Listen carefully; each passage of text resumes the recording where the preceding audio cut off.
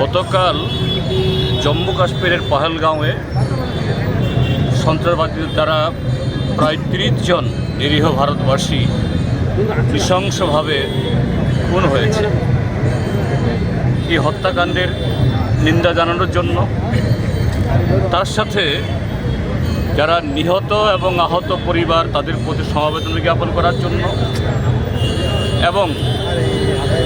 সারা দেশের সাথে সন্ত্রাসবাদের বিরুদ্ধে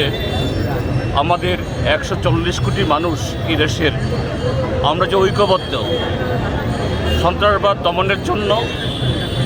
ভারত সরকার এবং জম্মু কাশ্মীরের সরকার এবং জম্মু কাশ্মীরের যে জনগণ, এই দেশের সমস্ত শান্তিপ্রিয় জনগণের সাথে আমরা তাদের প্রতি আমাদের সংহতি জ্ঞাপনের জন্য আজকে আমরা মিলিত হয়েছি। যদিও এটা একটা প্রতীকী, তো তার মধ্য দিয়ে এরকম একটা খুবই দুর্যোগ মুহূর্তে আমরা ভারতবাসীরা যে ঐক্যবদ্ধ হতে জানি, তা আমাদের পার্টির তরফ থেকে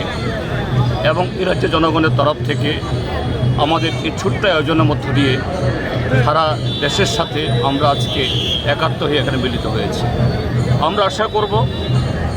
আমাদের দেশের সরকার, জম্মু কাশ্মীরের সরকার এবং জম্মু কাশ্মীর জনগণ অবশ্যই এই সন্ত্রাসবাদী দমনে তারা সফল হবেন এবং সেই জায়গায় আমরা ত্রিপুরা রাজ্যের মানুষ এবং আমাদের পার্টি সন্ত্রাসবাদের বিরুদ্ধে আমরা সর্বতোভাবে সশরীরে তো গিয়ে সে যুদ্ধ করার কোনো স্কোপ নেই, কিন্তু নৈতিকভাবে আমাদের সমর্থন আমরা এই সন্ত্রাসবাদী দমনের জন্য যে সরকারের যে উদ্যোগ, তার প্রতি আমরা আমাদের